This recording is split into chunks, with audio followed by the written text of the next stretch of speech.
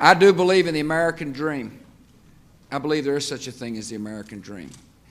And I believe those of us who have been given positions of responsibility must do everything we can to spotlight the dream and to make sure the dream shines in all neighborhoods, all throughout our country.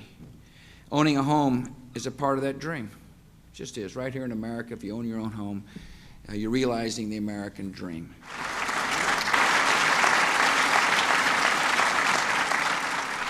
In this great country, there are too many people who say, this American dream, what does that mean?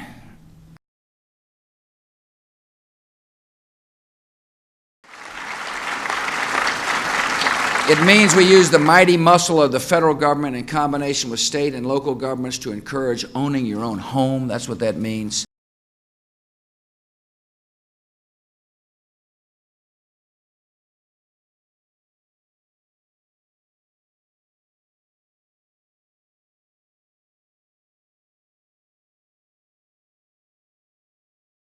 Most of our policies are geared towards ownership housing for low income.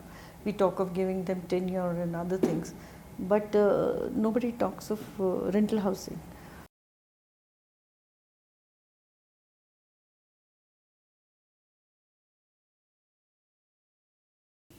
As per NSSO survey, I think 6% of the rental housing, actually 6% of housing is employee-based housing, run by employer, okay?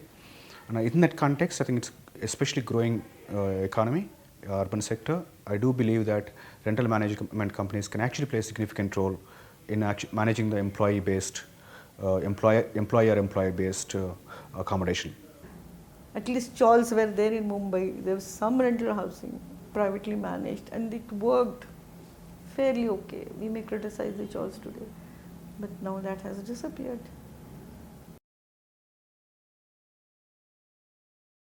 If we look at a lot of low-income housing policy in general, not only in India, across somehow tenants, rental housing is seen as, the support for rental housing is very weak. It started even in England. It was seen as landlords are exploitative, and somehow the role of the state is to give everyone ownership housing. मुझे काम मिल गया है बाबा, और आज मुझे वहाँ से 1 रुपया मिला था। ये देखो मैं कितना कुछ लाई हूँ। मैं अभी तुम्हारे लिए खाना बनाऊंगी। आज कितने दिनों के बाद हमारे घर में चूल्हा जलेगा। बाबा तुम चुपचाप क्यों बैठे हो? भिक्कू चाचा, तुम हमें यहाँ से निकालने के लिए आए हो भिक्कू चाचा? नहीं, ये खोली तेरे नाम पे करने आया। ऐसा ना कहो भिक्कू चाचा, हम तुम्हारा सब किराया दे देंगे। अब मुझे काम मिल गया है। अरे तो कौन सा बड़ो रेल का ठेका मिल गया है जी तुझे? 1 रुपया रोज तू कमाएगी तो खाएगी क्या और मुझे देगी क्या? अब मैं ज्यादा काम करूंगी, मुझे ज्यादा पैसे मिल जाएंगे। मैं एक पैसा बचा। अरे एक पैसा बचा करके क्या हो जाएगा? ये बूढ़ा ने 3 साल को किराया नहीं दिया। जाने कितनी बड़ी रकम हुए? 150 रुपया। हाँ मैं सब दे दूंगी, बस मुझे और थोड़ा सा वक्त दे दो। नहीं, मैं वक्त अब नहीं दे सकता। तुम लोगों के कहने से मैंने कोर्ट से किस्तें तक करवा दी थी और तुम लोगों ने अभी तक एक भी किस्त नहीं दी। भिक्कू चाचा, मैं सेठ जी के पास जाऊंगी, मैं उनके पाँव पड़ूंगी, मैं उनसे थोड़ा सा वक्त मांग लूंगी। सेठ जी तो वक्त दे सकते हैं ना? अरे तो सेठ जी वक्त नहीं दे सकते तो क्या मैं वक्त दे सकता हूँ? सेठ जी को तू क्या समझे? सेठ जी अगर चाहे तो किराया माफ कर सकते हैं, ये खोली तेरे नाम पे कर सकते हैं, लेकिन जो कुछ तुझे करना वो आज ही जल्दी से कर लेना है, वरना कल फिर। In the literature, it's always about tenants, and it's about tenants are very poor, tenants are people who cannot move in. But there were enough research to show that tenants are not a homogeneous category. There are various reasons why someone get into rental option. What kind of tenants are there in different typologies of low-income settlements, be it city central area, city central slums, or the squatters, or the resettlement colonies, or the urban villages. Also locational variations, whether it makes a difference, what kind of a tenants are there if it's on the periphery, and whether there's a variation in rent and proportion, and so why people stay there where they are. And it's not only the kind of house they occupy, the rent that they pay, the relationship that they have with the owner. If you want to understand landlordism, it's integrally linked to how a low-income household produces house or how they strategize their livelihood. So look at the use of rent money. Some of them use for basic survival. Some of them used to consolidate, i.e., build their capital, invest in housing, and some are people who develop their houses, because if you look at the incremental housing strategy, a lot of them, for various reasons, even if you have access to a formal housing finance, this rental income form an important component. We're surprised that even a small hut fetches a good rent, and people perceive it, the landlords perceive it as a supplementing their income. And in some cases it was really important for a women-headed household who doesn't have any other source of income. This became the only source of income, renting out. And then contrary to the belief that the landlords are very bad, what we found that their relationship was, although very informal, but there was no contract, there was no agreement, no written document, but it was very cordial. But the landlords kept a strict vigil on the tenant.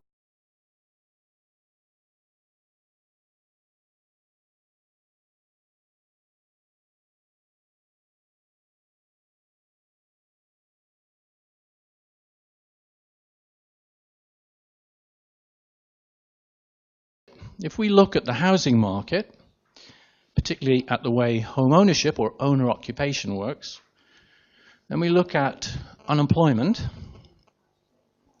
I believe, and I'm going to show you evidence, that there are very powerful linkages between high home ownership today in a country or in a region and high unemployment later.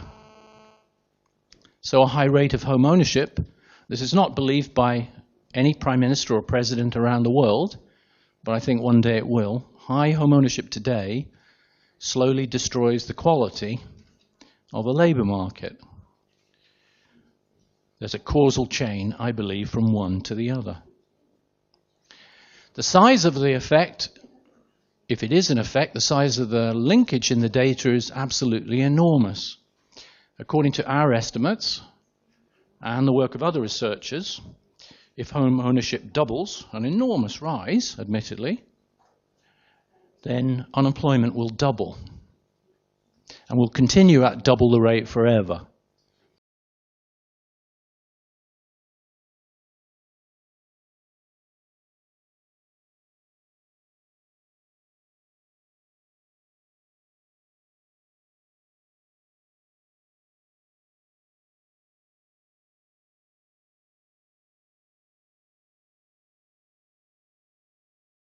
This is just exploring, this is an unexplored area, that's what I'm saying.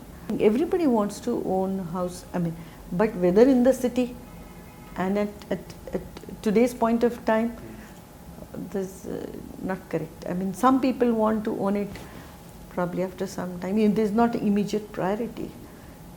So why should people not be given the choice of deciding to delay it after 5 years? Until that time I would be more consolidated, my loans in village will be paid off, I can get my family, and that's the time I want to see, at least start preparing for ownership of housing. The way we are treated right now is that even though we're in a residential nature or services, we have a long-term service. Customers come and stay with us for 6 months to 1 year, 2 years, 3 years. It's a truly long-term, not like a hotel industry. If that is recognized, and superstructure that is actually has a regulatory environment in terms of taxation at a local level, central level, state level, vanishes. Recognizing that rental housing solution providers, be it informal or us type of people like companies, is a residential purpose. Okay, I think to me that's a fundamental shift. If it happens, it's a very low-hanging fruit. Okay, and it doesn't require any cash or anything at all. From there, everything builds upon.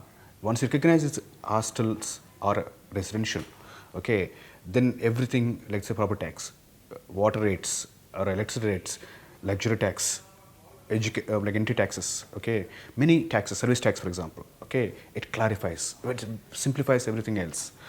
Simple, if we can make the housing policy neutral of the ownership concept. All of our policy framework is actually loaded to the ownership side. Okay, give it as a housing finance, loan incentives, tax incentives, FSA incentives, everything is loaded towards the ownership side. If a government actually can make it neutral and say it is available for both rental housing, available for ownership housing, we won the battle. I think that's it.